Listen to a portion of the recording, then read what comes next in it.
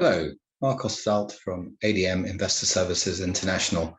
With some thoughts this week on the fall in yields that we've had, the tightening of spreads, and what was exactly the driver behind this. So I'm going to start off with what appeared to be the trigger on Tuesday when the US returned to markets, which was the ISM Services Index. To be sure, it certainly missed forecasts, but the fact of the matter is when one looks at this first chart of the ISM Services Headline Index, it's at 60.1. It's still a few ticks away from where it was last month, which was a record high. That's the total sum on that chart of all the data we've ever had on this.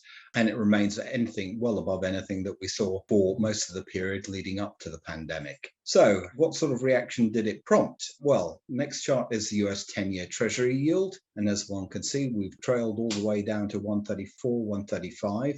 We've broken a long-term support line of the up move that we saw from about the middle of last year in US Treasury yields. It would appear that markets are starting to doubt whether the Fed will need to actually push back or taper, and is basically telling us that they don't believe in the inflation problem either. I think it's instructive in that part to compare this with what US TIPS yield, i.e. real yields, have been doing. And as one can see, there's been basically a very similar move. This is the third chart of the day.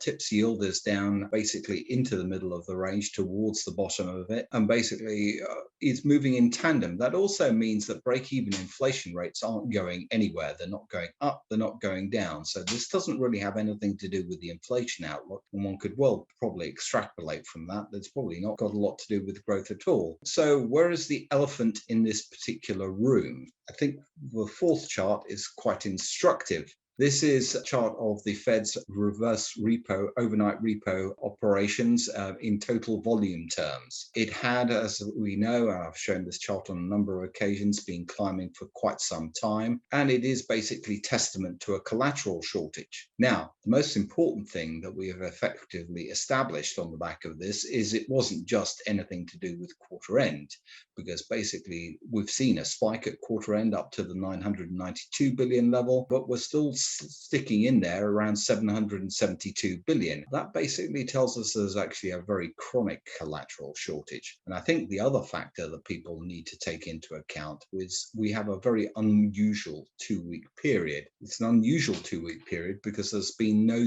coupon supply. Normally you get coupon supply on alternative weeks or practically every week.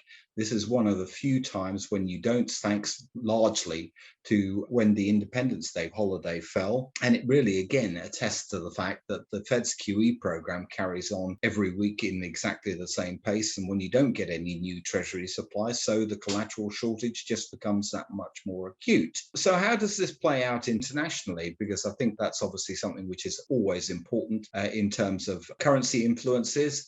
The three charts I'm going to show are the comparisons between US 10-year and German, Japanese, and Chinese 10 years. As one can see, the German-US 10-year spread is basically tightening to its lowest levels that we've seen since the beginning of the year, well, certainly the early part of the year. And yet the euro is, well, not necessarily on its knees, but certainly within the weaker point of its range, which is an interesting contrast when one looks at the US-Japanese 10-year spread, which basically means that this is basically making US Treasuries less attractive. And that's towards, again, towards the low of its recent range, with the yen actually strengthening, unsurprisingly.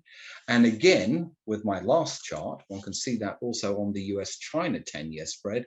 And having traded sideways after the Chinese basically suggested that they didn't really want to see a lot more strengthening, we have seen a little bit of an uptick in the CNY and CNH.